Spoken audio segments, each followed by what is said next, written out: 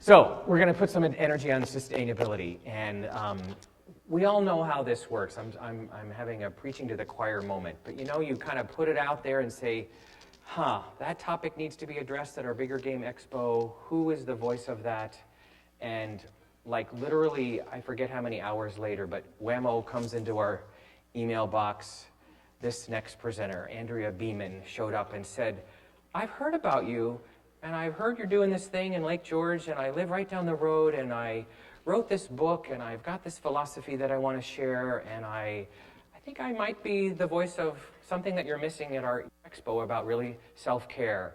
And we're like, oh, right, self-care, what a novel idea.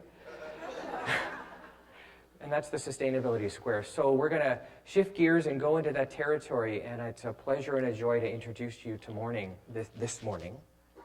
What did I say? To morning. It's sort of a tomorrow morning together at the same time. This morning, the voice of sustainability and really a messenger of bigger game around health and nutrition. So a warm round of applause for Andrea Beaman. Come on down, girl. Right? It's a pleasure. Thank you for being here. Thank you. Thanks, everyone, for coming out for this weekend. Do you have your little thingy? Oh, my little thingy. I'll get it for you. You're a good egg. I came without my little thingy. So I want to thank everybody for coming this weekend. Thank you, Ani. You're so welcome. It takes a village. Yes, it does. Because you're going to learn a ton of information about how to play your biggest and your best game. And I'm here today to inspire you to take on your health and vitality so that you have the energy to play your best game, right? Because what happens when you don't have energy? Whoa. That was a God moment. Right? I don't want to play this game. This game stinks. I got no energy. Right? So we're gonna talk about energy today and how to increase it naturally. But before I get started, I want to take a moment to get present and to get everybody here. And I can see that you're all physically here, and you can see that I'm here, but I want to make sure that your mind is here as well. Because if your mind is here, you'll absorb more information. So it's easy to get present. How many of you feel your butt sitting in the chair? Some people feel more butt than others, right? And just relax your back into the seat back. And then wiggle your little toes. And then you can either keep your eyes open or keep your eyes closed. But we're going to do just maybe 5 or 10 little breaths. And as we breathe, I want you to focus on feeling the air coming in through your nose, traveling down your throat, through your esophagus, and down into your, if you can bring it down into your lower belly, that would be great. And then exhaling. We're going to do about 10 of those. So, you ready? Take a deep breath in. Fill up, exhale. Deep breath in. And exhale. Deep breath in. And exhale. Deep breath in. Exhale. Just keep breathing. If your mind wanders, just bring it back. Deep breath in. Exhale. Deep breath in. And exhale. And then just come on back and feel your butt again in the chair. And as you were breathing, you were taking in oxygen consciously. And oxygen is what every single cell in your body needs. It's a form of food. You can't get that through pizza. You can't get it through frozen yogurt, right? It's only through actually breathing. So you just gave your body one of the greatest gifts, which is a meal that it cannot live without. It also increases your vibrancy and your energy, right? Like I said, we could live without pizza for long periods of time, but we can't actually live without breath and oxygen. So I just want you to take a moment and put your hand on your heart. thank you for taking care of me. Right? Thank you for breathing. And I want you to look at the person next to you and smile. And look at the person on the other side and smile. This is your community that you're breathing with. These are your allies, the people that are going to support you. Right? So now, just relax. Now we're all here. So thank you for arriving. And before I get started with everything, because we're going to talk about so much stuff today, but I'm going to tell you about my own journey and how I came to a place of health, because what you see in front of you today is not what was always the truth. I was actually very unhealthy at one point in my life. So I came to health and wellness. Oh. Through thyroid disease. When I was 28 years old, I was diagnosed with autoimmune thyroid disease, plus I had a large goiter, and my doctors had said to me, you need to take radioactive iodine to destroy your thyroid and then be on medication for the rest of your life. And big red flags went up for me. And I said, wait a minute, radioactive iodine. I said, I don't want to take radioactive anything, right? 5 years prior, I had watched my mom go through the second coming of cancer using radiation and chemotherapy, and I watched her wither away. She was first diagnosed with cancer in the 1980s. And in the 1980s, they did something called a radical mastectomy. Does everybody remember a radical mastectomy? They took off the breast, they took off the skin, they took off the lymph nodes, they took off everything, all the way down to the bones. And she, did the radiation, the chemotherapy, and then after 5 years, they said, okay, you're cancer-free. Right? That was the thinking back then. But 11 years after that, the cancer came back, same breast cancer, even though she had no breast, no lymph nodes, no anything. Cancer came back, breast cancer, and it was now in her bones, and it was in her brain, and it was in her liver, and it was in her lungs. It was everywhere. So we did the modern treatments again, radiation and chemotherapy, and again, hair losing, coming out, skin pale, lips got pale. She was losing her life force and her energy. And my dad had read an article about a doctor that had healed himself from pancreatic cancer. How could you possibly heal yourself from pancreatic cancer? That's one of the hardest cancers in the world. But he used something called macrobiotics. It was a natural foods diet. And he started eating well and taking care of himself, and he lived for 10 years. Now, does anybody know? Yeah, 10 years. Wow, right? With pancreatic cancer. So my dad said, let's try this with Mom. And I said, great. So we started cooking these natural foods and whole foods. And the color came back to her cheeks. And her lips got pink. And her eyes brightened up. Right? She started to get more energy. It was like if anybody's ever had a house plant.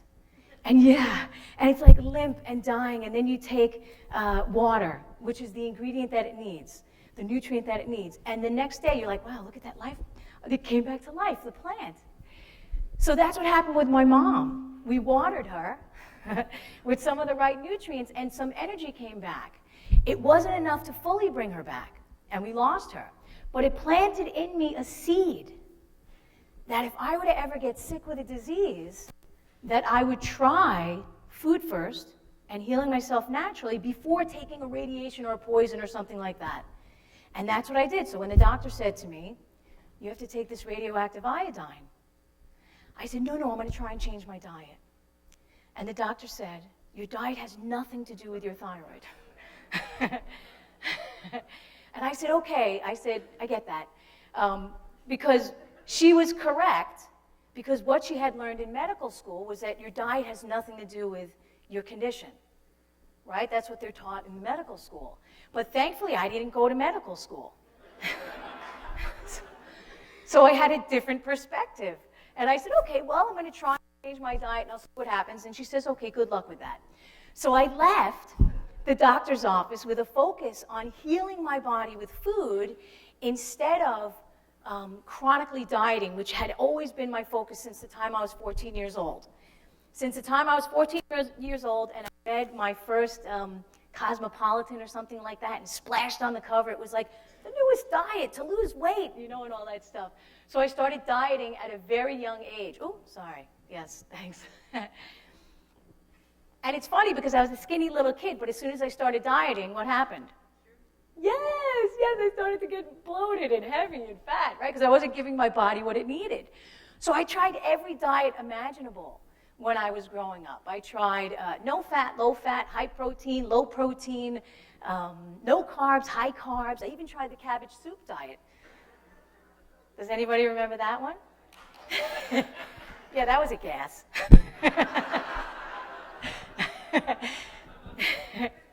But nothing actually worked, because I wasn't actually giving my body nutrition that it needed, so it was storing fat in all the different places. It was storing energy.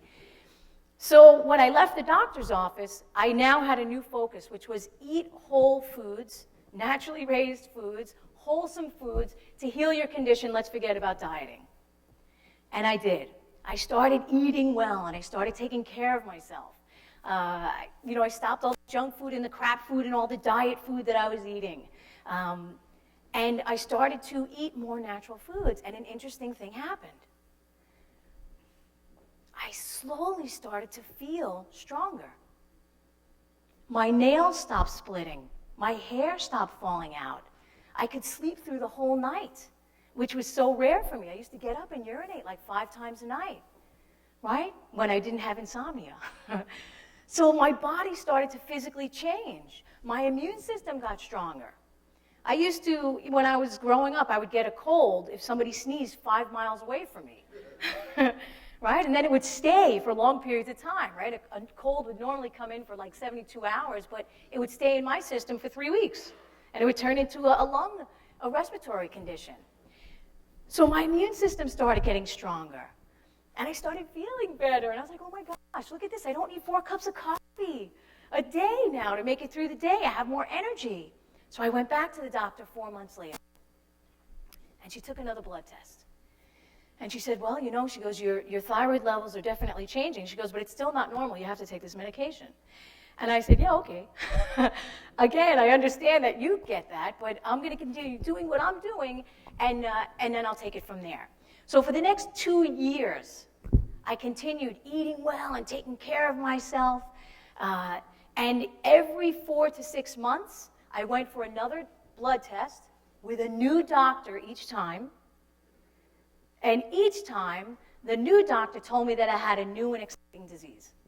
So first I had hyperthyroid, then I had hypothyroid, then I had Hashimoto's, right? I had all of these wonderful thyroid diseases that were great opportunities for me to learn from. And it wasn't that I had new diseases, it's that my thyroid was so extreme on one side from not getting the nutrition that it needed. And then I gave it what it needed. Well, it went to the other side, right, like the pendulum. And then it kind of swung back and forth until it found balance, which was in the center. And that took 2 years. It took 2 years to heal my condition. And I want to emphasize that healing doesn't happen overnight. Like, we live in such a sitcom mentality that we want everything in 15 minutes, 20 minutes, half an hour, everything's going to be resolved. But that's not reality. The reality is it takes time to heal. It takes time, it takes patience. It takes self-care, it takes self-love. It takes all of that. So this picture was taken in October, and you could see the goiter never came back. This was 20 years ago when I was diagnosed, right? The goiter never came back. The thyroid disease, which was incurable, is not necessarily incurable.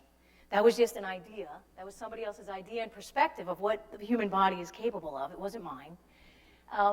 And today I teach people that they can heal. They give their body the right amount of nutrients, the right ingredients, the body gets the energy that it needs, and it starts to function better. So I'm a firm believer that the human body is perfect in its design. Perfect. Including John, like we saw John earlier. Perfect. He's perfect. Heart, circulatory system, reproductive system, brain, mind. The outside may look different. Look around. We all look different from each other. But on the inside, we have all of these similar large intestine, small intestine, reproductive system, right? And all of these systems need to be nourished. They need to be nourished.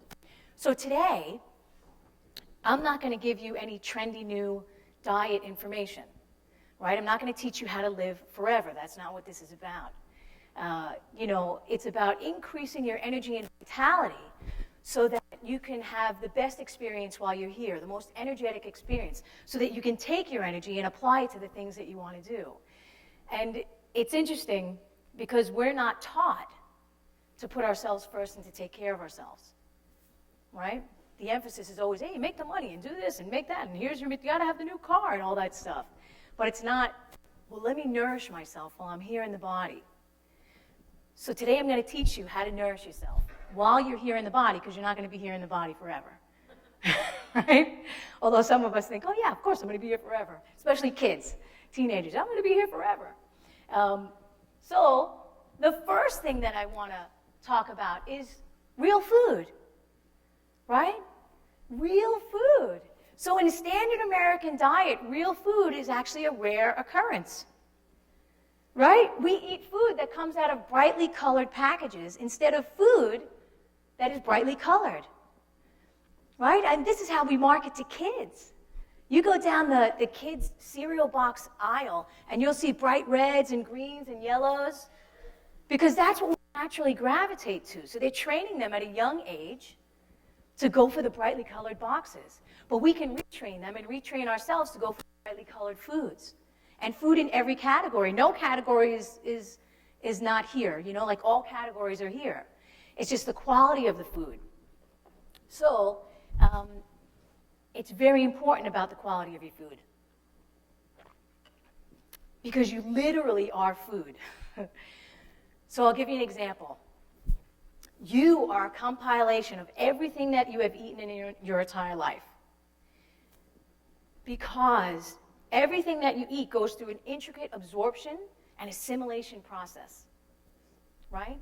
And then it's broken down into smaller components and smaller nutrients, and it's absorbed, and your blood is used to deliver those nutrients around to your system. So you literally are walking, talking, breathing food. If food were to pass right through us without becoming us, it would look the same on the way out. Right? Pizza going in, pizza coming out. But it doesn't look like that. We all see that it looks very different on the other side. And if it doesn't, I want you to just pack up your things right now and take yourself to the nearest hospital, because that means that something's terribly wrong with the digestive system. So we literally become our food on a very deep level. And that includes all levels of energy, right? The way the food is grown, how it's processed, all that. We absorb that into our body. So just think about eating real food, right? We're just going to start there. I'm not going to give you like a specific diet. You have to have this and you have to have that. Just real food, real wholesome food. Is everybody with me? Fantastic. Buy organic, clean, and naturally raised foods. Okay, pesticides, herbicides, fungicides, they're fantastic. They do their job. What's their job? To kill bugs. Okay, what's the difference between the human being and the bug? Size.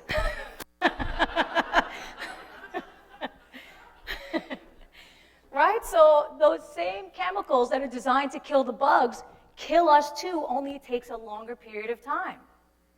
25 years for the pesticides to accumulate in the nervous system, in the fascia, in the bones, in the fat, right?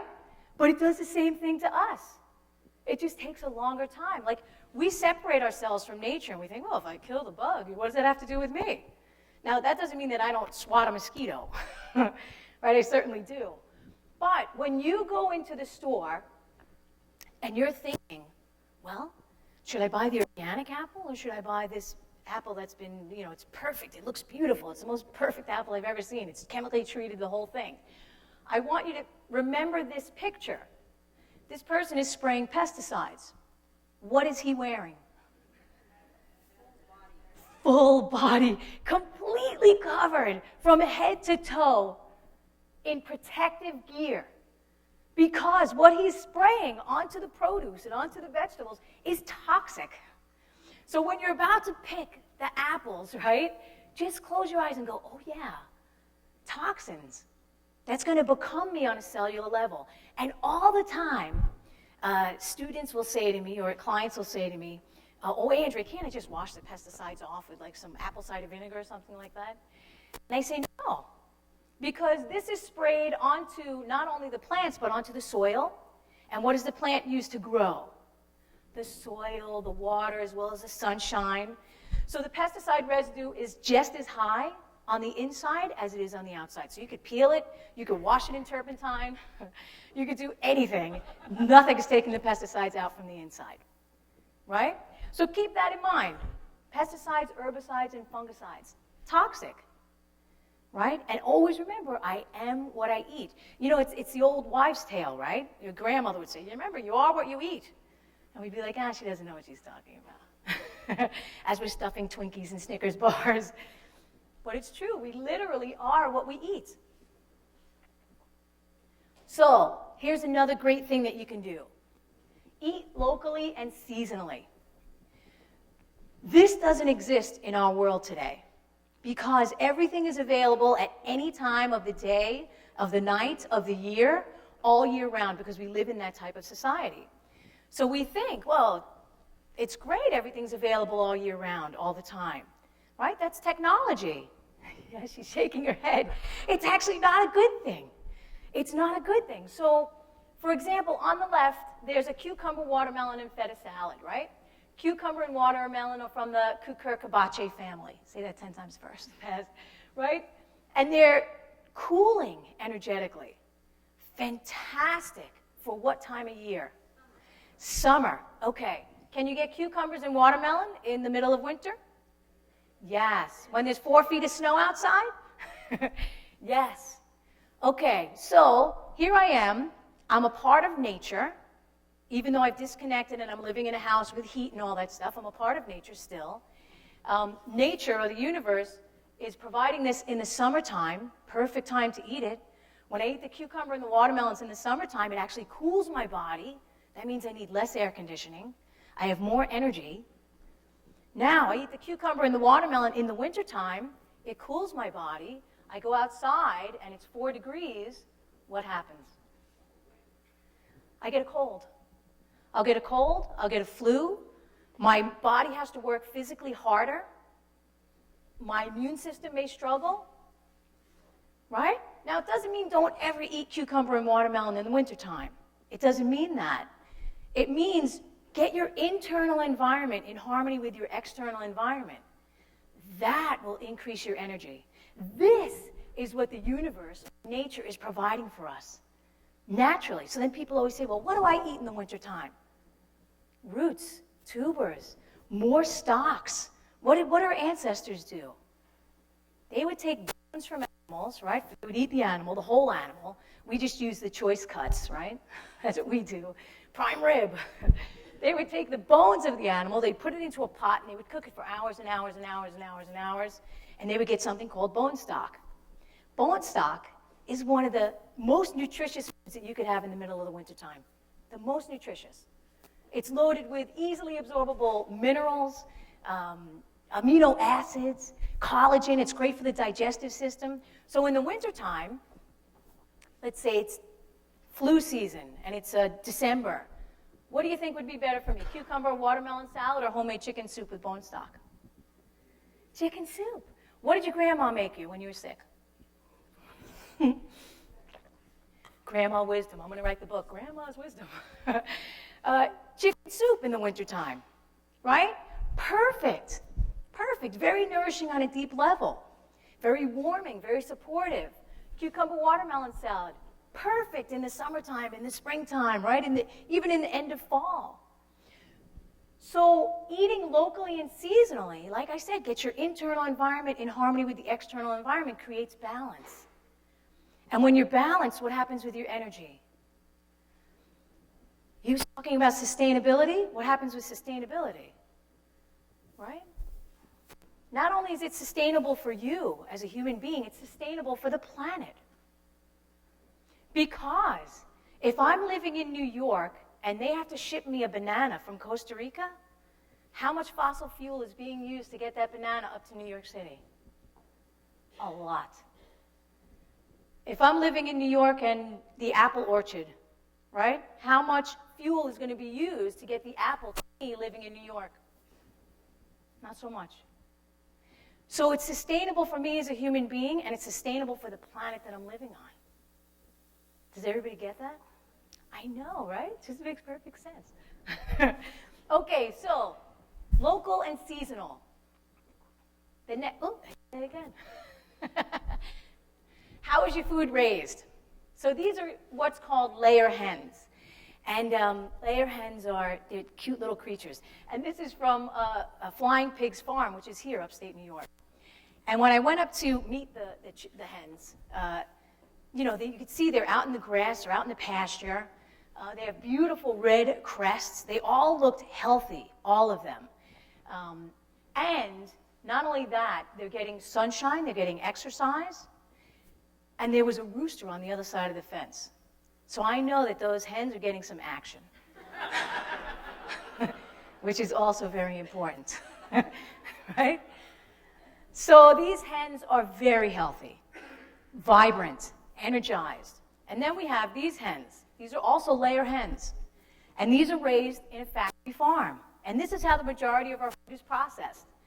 So these hens, look at the crest, pale, anemic.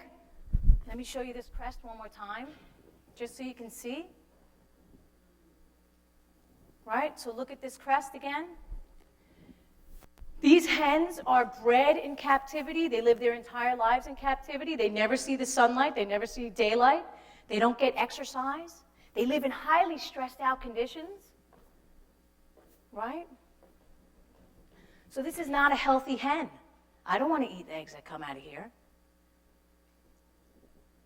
So without access to sunlight, without access to natural foods, without access to exercise, they don't even have the strength to stand up. They just sit their whole life, and they're fed a steady stream of antibiotics to keep them alive. Right? So remember what I said earlier, that you are what you eat? So what kind of energy do you want? Right? What do you think the energy is like with these girls? Not so good, right? Not only that, but if they're stressed out, anything that they produce, whether it's eggs or whether I'm going to have the chicken itself or the bones, I'm going to absorb that stress. I'm going to absorb it all the way down into my bones, all the way into my soul. I'm going to absorb that stress. So when I make my stir-fried rice with vegetables, which you guys have the recipe in the book, when I make my stir-fried rice with vegetables, the eggs that I want to use are the eggs from the hens that are living the great life. Sunshine, exercise, a little bit of hoochie-coochie with the rooster, right? That's the energy that I want in my eggs. I want hoochie-coochie energy in my eggs. So it's imperative that we invest in great quality food. So people always say to me, oh, Andrea, organic and naturally raised foods are so expensive. They're so expensive. Well, we don't even blink twice. This iPhone, how much was this iPhone? $500, that's right.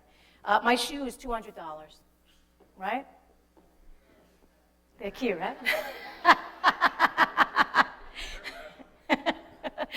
Yeah, we don't even think about it, right? Oh, of course, I'm going to make the outside look good, right? I'm going to make the outside look good. I'm going to get the technology while the inside is falling apart, because we're like, oh, I can't possibly spend.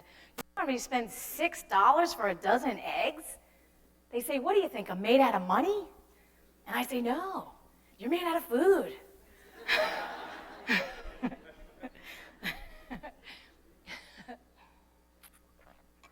So I'm also going to show you today how to get the best quality food without going broke. And I'll show you how to do that right now. And I talked about this briefly this morning with two of the gals who were at my breakfast table. Join a CSA. A CSA is a community-supported agriculture. A couple of things happen with a CSA. The first is you get to know your community and your farmer, right? So I know who's growing my food. I know Stone Ledge Farm. I've gone up and I've met the farmer and the family, and I know that they're hand-pulling all the weeds and they're not spraying anything. I know how much energy and love that they put into the work, right? I know also in CSA, now I've been part of a CSA for, I guess, about 16 or 17 years now. I pay the farmer, right, and they put all the stuff to work for me. But in my CSA, I have never, in 16 years, gotten a coconut. I've never gotten a banana, right? So even if I didn't know what was local and seasonal, because I'm part of a CSA, I know exactly what grows in New York. Yes, right? I know exactly what grows because the farmer can't grow a coconut here, can't grow a banana. It doesn't mean, again, that I don't ever eat a banana or a coconut, but majority of my food is coming from the local environment because I know how much energy is here in the local food. For another example, if someone picks a peach, right, in Mexico, and they ship it, because it gets shipped 2 weeks to come over here, right? It's picked unripe, so it hasn't had all of the time that it needs to ripen on the vine. So first of all, it's not as flavorful, right? It can be mealy. But if I'm with my CSA and they're picking the peaches in August, and I get that peach, wow, that is delicious. It's bursting with flavor. It's bursting with nutrition. When I eat that, I'm so satisfied that I don't have the need to go out and get a Snickers bar for my sweet cravings because it's naturally been sweetened by every element. The sun, the earth, the water, the time that it needs to ripen on its own without me forcing it, right, into a premature fruit. So when you join a CSA, you know exactly what's growing. It's coming right from the farm, right to you. And this morning, one of the gals at the table was from Texas. And she said, we don't have any local foods or CSA farmers markets. You see that, localharvest.org? Go to localharvest.org, put in your zip code, and it'll tell you exactly what farm is in your area and who's participating. Because this stuff isn't in your radar because it's not. But once it gets in your radar, then you'll be like, oh my gosh, there's a farm down the road. This person's taking care of that. Because we're not taught how to really find our food or find the people that are growing the food. We're not taught that. We're taught go to the grocery store, go to the supermarket. Now, I'm not saying don't go to the grocery store, don't go to the supermarket anymore. But try and get the majority of the food from right where you live. Energetically, it'll be so good for you. Okay. Everybody gets that? Yeah, I know, it's easy stuff, right? Plant a garden. Oh my gosh, I can't do this. I live in New York City, so I can't plant a garden. But how many of you have lawns? Okay, I'll give you a great story. We're going to go to your house. We're going to plant a garden. When I was growing up in Queens, New York, all of the immigrants from Greece and Italy and Germany, you know, all of the immigrants had gardens, right? They were growing peppers and onions and tomatoes and cucumbers. They were growing everything. And we used to go over and we used to steal the stuff in the middle of the night. But all of the American families had neatly manicured lawns, right? Neatly manicured lawns. And the truth is you can't eat your lawn. You could try. You could get a wheatgrass machine. You could put the clippings in there. It wouldn't be very delicious. You can't eat your lawn. So if you have a lawn, transform a little part of it into a garden. And there's a couple of reasons why. The first is when you connect with the earth, there's an energy in the earth that makes everything grow, and all the seasons, right? Makes everything grow, that you absorb in your physical body. There's a point on the bottom of the feet called kidney 1 in Chinese medicine, and when you put your feet onto the earth, you absorb energy from the earth. It's an amazing thing that happens. So there was a great story that was in the New York Times a few years ago. It was called The Island Where People Don't Die. And it was a story about Ikaria in Greece, or Ikaria, I forgot how they pronounce it. Which one? Ikaria in Greece. It's one of the blue zones, right? So there was a guy who was diagnosed with stage 4 lung cancer, and he was given 4 months to live. And he was a Greek fella. And he said, okay, he was in his 70s or 60s at the time. He said, okay, well, I have 4 months to live. I'm just going to go home and be with my family. So he left America, and he went back to Icaria, and he said, okay, I'm here to die. I might as well just plant a garden, get back and plant a garden. He planted a garden, tending the garden, working in the garden. 6 months pass, harvests all the stuff, right? 8 months pass, 9 months pass. A year passes, he's like, well, I'm still here, let me go for a test. No cancer in his body. Not one cancer cell. He's now, I think, 101 years old. He's still alive, at least according to the article, he was still alive. And he directly attributes his more laid-back, connecting to the earth lifestyle and being with his family and his community, right, to his improved health and vitality. They gave him 4 months to live, and he lived, 25, 30 years already. So that's amazing. So when you connect literally to the earth, you can grow your own food, and you can also absorb energy right from the earth, just like the plants do. It's an amazing thing that happens. Here's another thing you can do to save money. Get cooking. So, back in, I think it was maybe the 1940s. When was Rosie the Riveter? She was 1940s? Remember Rosie? You can do it, right? Right, all the men had gone off into war, and the right thing for us to do was to get out of the kitchen and get into the factories. Right? We can do it, girls, and we save the country, we save the economy. But what do we lose? Thousands of years of recipes, thousands of years of tradition. And then we got back into the kitchen in the 1950s and the 1960s. Most of us, kind of got back in. And the emphasis was on quick and fast and easy. Canned food, packaged food, no more fresh food. So when you start cooking, first of all, you know exactly what's going in your food. There's no questions. You're putting the ingredients together. When you go to a restaurant, one of the reasons why the food tastes so good is because of the extra salt, the extra butter, the extra everything that they put in. And also it tastes good because they're using, generally in a high-end restaurant, the best ingredients. Yes, like a lot of the big farm-to-table restaurants right now. It's one of the reasons why the food tastes so good. It's direct from the farm. They know that. The chefs are smart. The people that are in the kitchen are smart. So if you can, get back into the kitchen. I remember reading something from Giorgio Sauer many years ago.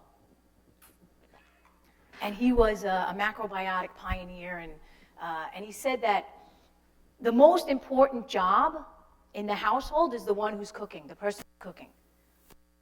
The most important job, because the person who's cooking is going to determine whether or not the family stays healthy. Right? So in modern times, we're like, the most important job is the person who's bringing home the most money.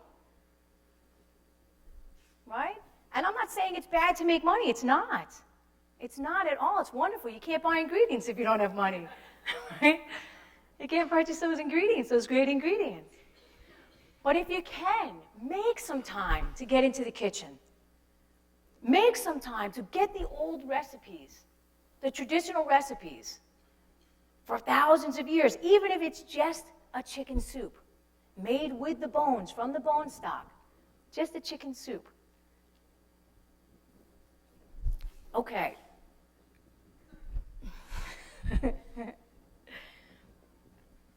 Make time to sit and eat. This is a foreign picture to many people, right? I remember I went to a restaurant with my husband, and at the restaurant, the little kids were on the iPhone. They were all sitting at the same table, family. Little kids were on the iPhone. The mother and the father were on the little things, and I was like, they're sitting together, but they're not connected.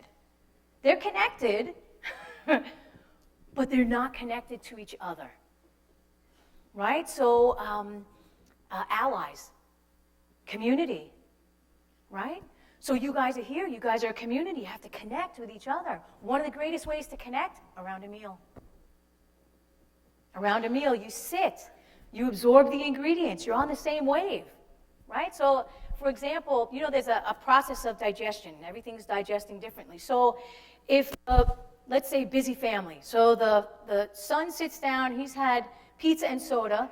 The mom sits down, she's had chicken and salad. The father has had steak and a gigantic baked potato. And the little girl, she's anorexic, right? She's not eating anything. All of those people, they're digesting things differently. They're going to be on a different wavelength. They won't be able to communicate with each other. So when you sit and have a meal, the same meal with people, you're absorbing the food on that level. You're absorbing the energy of the cook, by the way, because you need to cook with love. When you cook with love, you absorb it, right? You're going to be on a similar wave. You'll look across and you'll say, oh my gosh, that's my daughter. Look at that guy. That's my husband. He's kind of cute. Okay, he eats with his mouth open. But you get to see and connect with the people in your life, right? Which is a foreign concept because we're connecting to what happened to Caitlyn Jenner. Right? This is what we're connecting to. I mean, we all know that Facebook and Twitter are just gossip streams.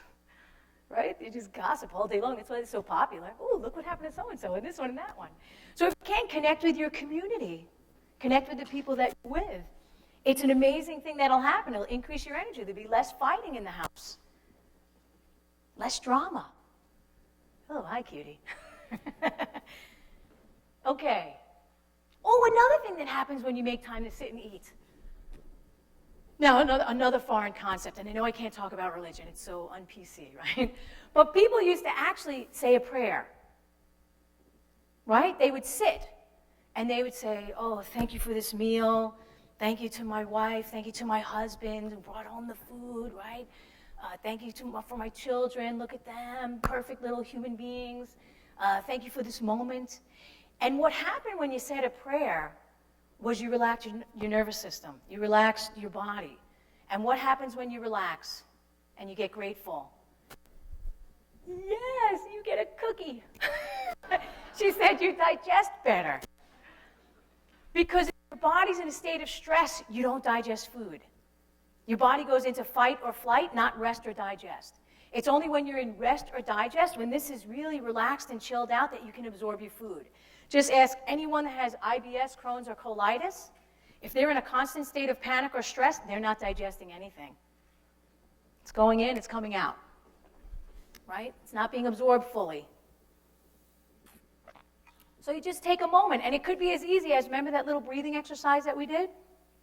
Like if you don't want to say a prayer, if you don't want to thank anybody for anything, like I'm not thanking him,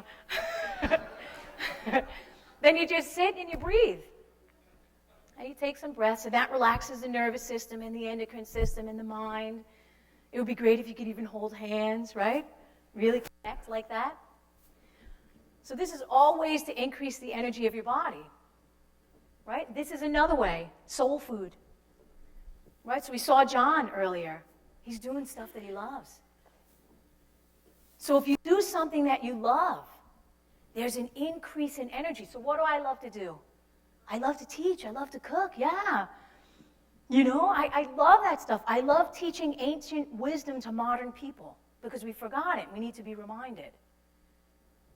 So that's what I love to do. I probably have classes every day somewhere around the country, right, that I love to teach.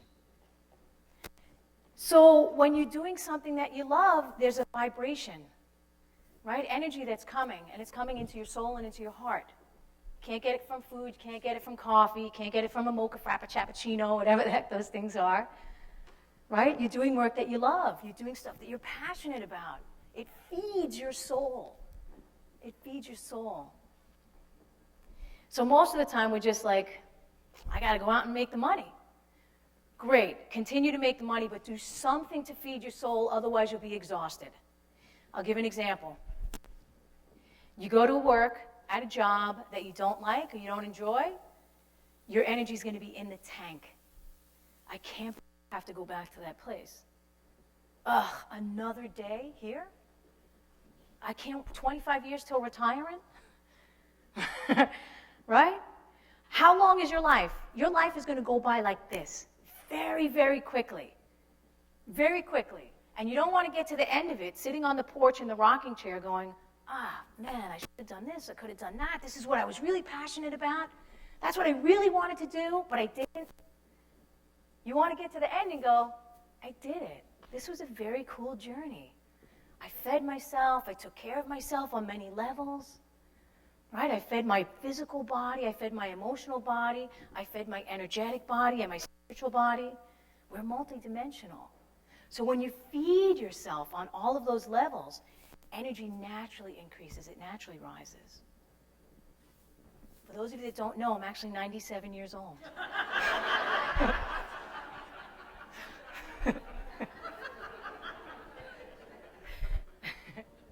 So you got to do work that you love.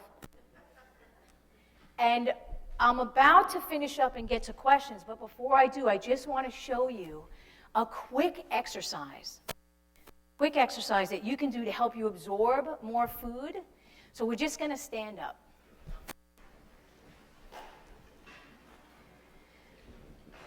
Now, for any of you that have studied acupuncture, there are all of these energy meridian passageways around the body. And what they're doing is they're just moving chi. Chi is energy. So along the side of the body, we have the gallbladder, the meridian. And it's imperative for digestion, gallbladder and liver, imperative. So what we're going to do is we're just going to stretch straight up. And we're going to stretch to the left. Oh gosh, it's horrible. And we're going to stretch to the right. And then come straight up again. And then turn to the person next to you and give them a hug. And then arms straight up. You're not done yet. You go to the person on the other side and you give them a hug.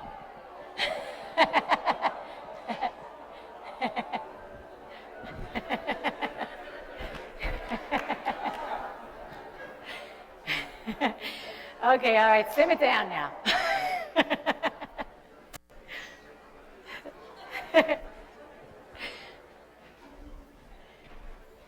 Okay, so we're going to open up for questions, and this is the way to reach me, but also for those of you that want to take a little bit of me home with you, this is my favorite author, Andrea Beaman, Health is Wealth.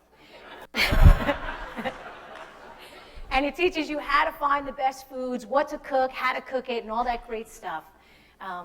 Yes? Okay. Oh, I'll keep going.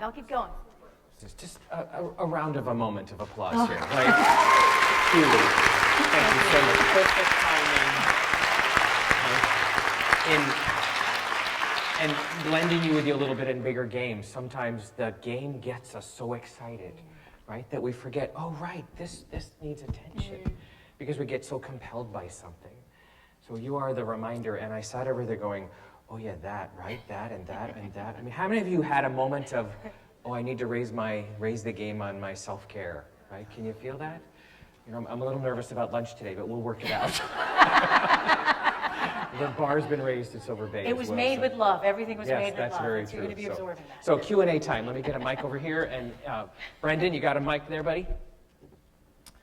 Okay. Oh, thank you. Not working. Hang on, Richard. Let's get you another one, bud. Yeah, there you go. Try that one. Hi, great talk. Thank you. What struck me, and so I'd like to shift like who you would be talking to. When I was a boy, I grew up on a chicken farm where it took 9 weeks to grow a 4-pound chicken. My cousins are now raising chickens, and they can raise a 4-pound chicken in 6.5 weeks. That makes the chicken affordable, because when I was a boy, chickens were on sale for $2. You can get $2 chicken now, 50 years later. I'm 97 too. Wages aren't keeping up, so I'm putting that in context. So don't want to put you on the spot, but if we were inner city or working at Walmart at $7, how would your presentation be different to us? I'll give you a great example. Good question. And I'll show you. Remember I said join a CSA? Okay. So there are many reasons to buy into a community-supported agriculture. It's just about one of the smartest investments that you can make. For example, I belong to a CSA in Manhattan where I purchase a share in an organic farm at the beginning of the year. Every week the farmer drops off my share at the harvest. I pay $495 for approximately 24 weeks of produce. That comes out to $20 per week for 2 bags of food that includes onions, 1 bunch of carrots, broccoli, Swiss chard, head of cabbage, 5 sweet red peppers, 4 frying peppers, 3 eggplant, 2 jalapeno peppers, butternut winter squash, fresh beets, basil, 8 to 10 small potatoes, and 2 leeks. That's a large quantity of food for a small price. I could pay that same $20 for 1 meal and a cup of tea at a local restaurant. So, yes, wages haven't grown, right? But there are ways to get better quality food into your life at a reasonable price. We just haven't been taught. We have to connect. Like, there's the farm, there's the middleman, and then what gets to the final market, right? Or you could go direct to the farm. Thank you very much for the best quality food. Because if I were to actually purchase all of my food in the Whole Foods, right? My $500 that I pay for the 6 months of produce would be 2 shopping excursions. 2. Right? So we just have to try and figure out, how can I reallocate my money so that it's working? It's working for me. And it's not just working for the person who's the CEO of the company. It's going to work for also the person who's changing the garbage, right? And the person who's sweeping the floor. So that's a fantastic question. There are ways. And also cooking, like I said, cooking at home. So for example, if I go to a restaurant and I get a chicken breast and a side of broccoli and some potato or something like that, that meal in New York City, $22. I could go to the farmer's market and get an entire chicken, $15. An entire chicken. And I could feed 4 people with sides, right, for the same amount of money. So we have to learn how to reallocate our funds in a healthy way. Which is a bigger game in itself. Yes. Absolutely. Yes. Absolutely, right? It's a shift. So Andrea, I'm Cindy Andrews. I manage a social service agency in Northeast Ohio. We have a community garden and we consider it our gathering spot regardless of what season it might be. But my question is, in support of our local CSA, how do we continue to extend those benefits to others that might not be able to make those payments? And so have you seen models across the country where we've really embraced all in the community to support community-supported agriculture? Well, how do you get other people who can't afford the $5.95 or $500? Well, I guess that would be part of the bigger community, like you said, where everybody puts in a little bit of money and you all get a share. Or you split the shares. You split it up. Or you put your money in together into like a little fund and then allocate. Next year we're going to put in $20 a week so that next year we have food, right, for the whole year. Or I'll put in $21 a week or $10 a week. And also, they're actually, at the farmers markets in New York, I don't know how they are in the rest of the country, but they actually accept food stamps. Yes, which is great, because then you have very low-income people that have access to great quality food. So things are changing. Oh, hang on. I want everybody to hear you. Good. Sorry, I know in Toronto and I'm country, I'm rural, there are community plots that people get together, and I don't know if they're donated by the community or whatever, but there's agreements to use these plots of land, and tons of people get together and divide them up and grow their own produce for the entire season. That's fantastic. So, searching that out in various communities and finding what plots of lands are just laying vacant and asking them to be donated. Cool. Thank you. Over here. Okay, quick. There we go. Hi, Andrea. I've heard that kind of a spine-chilling fact that we are preoccupied with the look of food in our supermarkets, and what we've been doing for generations now is actually breeding the nutrition out of the food because we're concerned with the bigger, brighter tomato. Yeah. Where the nutrition isn't a sign, the look of the food isn't a sign of the nutritional value, but we should be concerned with the flavor of that food. Yeah, Not and the actually, size. that's great, because the look of it doesn't matter, right? It's What's inside? So let's take John. Right? Remember I said you are what you eat? So what kind of food is John? He's love, positivity, right? May not look like the human being that, right? Right, totally. Vitality, energetic. So the same thing with the heirloom tomato that's got the funny looking, looks like a snarly little thing, right? It's not so perfectly round. So if we get away from the looks of things and, well, what's the content? What's the quality of this? It changes the game. Because, like you look at, we're such a materialistic society, right? Everything has to look great, look perfect. And, we're not even allowed to age.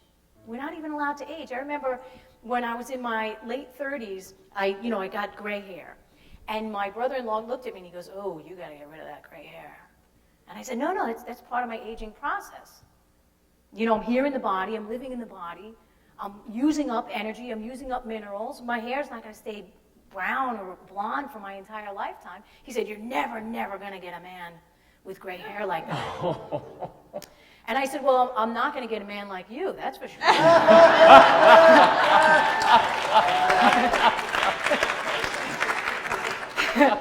But I eventually got the man who was looking for something deeper. Not looking at just the gray hair or the little wrinkles around the eyes. He was looking for something more in his partner. Yeah. He's a good egg, that one. I can't help myself. Some of you know this. One of my favorite phrases is "looking good is very overrated." Right? So let's do what, Susan, yes. So as you were telling your story, I was completely activated because I have a similar story. And so now I'm eating whole foods and I'm paying great attention. And I would love to get involved with the CSA. I'm a single person. If you give me that much food at one time, it's going to go to waste. So is there? Well, so share it and share it. I'm available for dinner anytime you want. Cook for me, baby. Well, and the other challenge that I find too is, as much traveling I do, I'm like a food hunter. I have to bring. I brought my $7 a dozen eggs, hard boiled enough for the 3 days I was going to be here, because I want to eat those kind of eggs. I don't want to eat the eggs that are coming out of those pale, sick-looking chickens, right. And I'm disgusted when I walk into a place like Walmart and I see rows and rows of candy and chips and all that stuff, and then I walk over to what they call their organic fruits and vegetables and look really sad, even if they are organic. Anyway. Is that me? I don't know, is that me? I don't know. It's all of us together. We're always co-creating everything. It's all good. But the point being is there for somebody who could not handle, so I don't have time to go finding, I would love to, and there is a part of my life that it's got to be even a little easier with the community garden so that I don't get inundated with all this food, because then I feel terribly guilty if it goes to waste and it spoils, right? So Those are great questions. And the answers to all of that is in my book, but I'll give you, I will give you some great advice. And the first is exactly what he just said. Invite people over. Share the food when you get it. Invite your community into your home, cook a meal. Another thing you could do. What? never home. Oh, you're never home? Okay. You're going to can the food. You'll freeze the food. You'll cook and make preserves. No, I'm talking easy. Oh, you see? I mean, this is, Nobody wants to seriously. do it. Okay, also, here's I'm another- taking in your suggestions. Yes. I truly am. Yeah, totally. And those other things too, like for example, if you're doing so much traveling, like here we are this weekend. Now in my home, everything is naturally raised, organic, clean, all that stuff. When I'm out, and I used to go and be like, oh my God, I have to find the nearest Whole Foods, and I have to bring this, and I have to bring that with me, and it became overwhelming and stressful. And I said, I'm an alchemist. I can transform those ingredients. Like I'm sitting to a meal in the community, and I'm absorbing something else, not just the physical food. I'm going to be absorbing the community food. I'm going to be absorbing the energy and love. So like today I had the eggs that were probably from the factory farm, right? When I go home, I'm going to have the eggs that are from the pasture.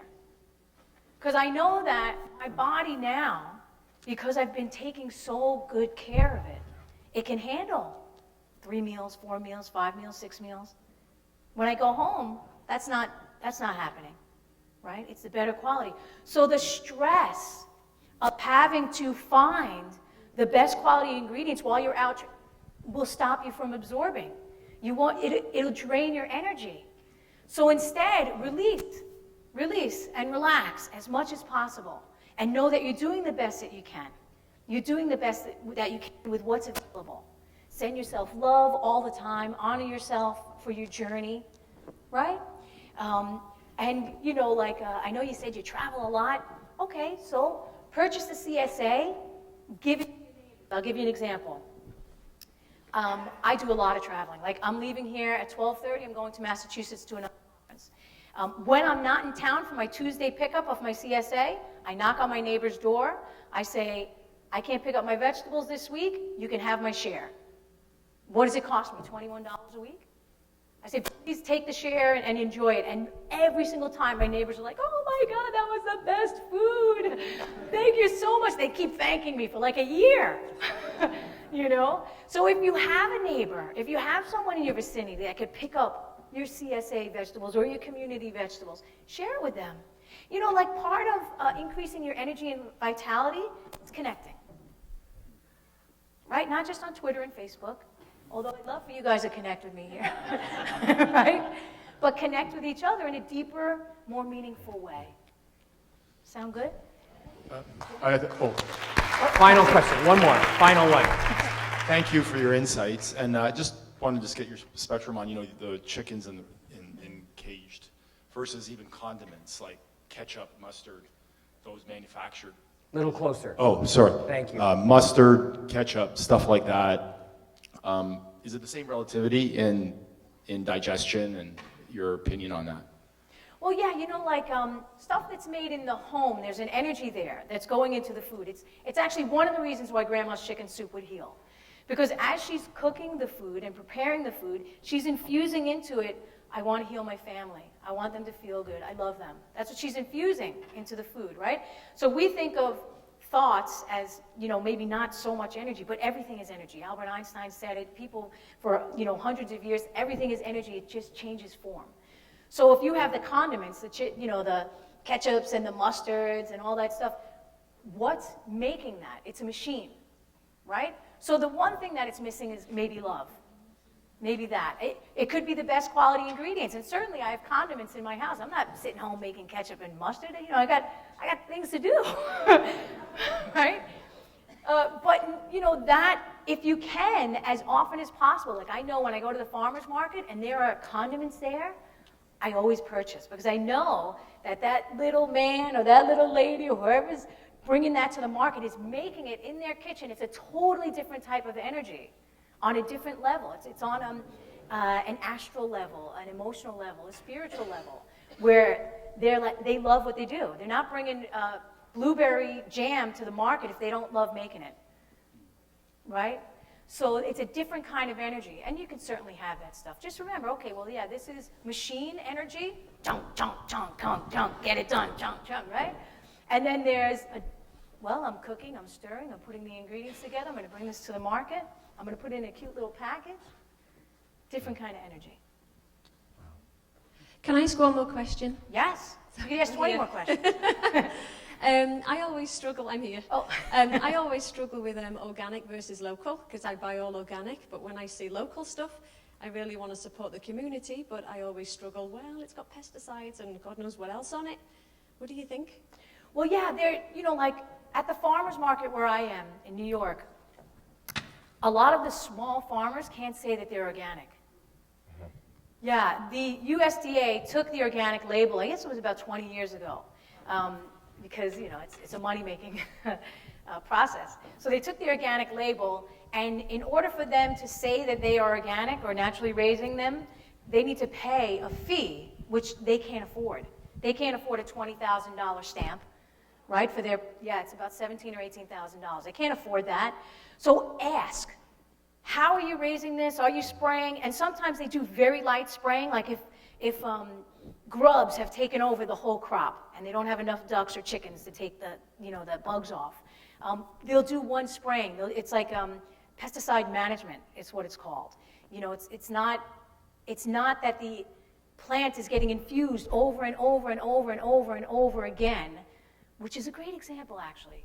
We get sick, and it's been for the past how many years? Antibiotics, antibiotics, antibiotics, antibiotics. So it destroys our microbiome and our intestines. But if you get sick and you take the antibiotics once, it kills what's happening right there, like maybe the bacteria, but it won't destroy you in the long term. So for the person that's maybe spraying one time for the year or 2 times, that's not such a bad choice. It's actually a good choice. As long as it's not a consistent every day, every day, every day. So just ask. I've met with lots of farmers that they're not allowed. They can't say that they're organic. They can't afford the certification. They can't, they can barely afford to do what they're doing. So I hug my farmers. I'm like, oh my God, thank you for making my food. Thank you for growing it. Farmers should be like the new rock stars. Right? Yeah. Andrea, thank you so much. Oh, you're welcome. Beautiful. Perfect timing. We're going to... It's all energy. Thank you so much. Oh, you're welcome. Perfect timing.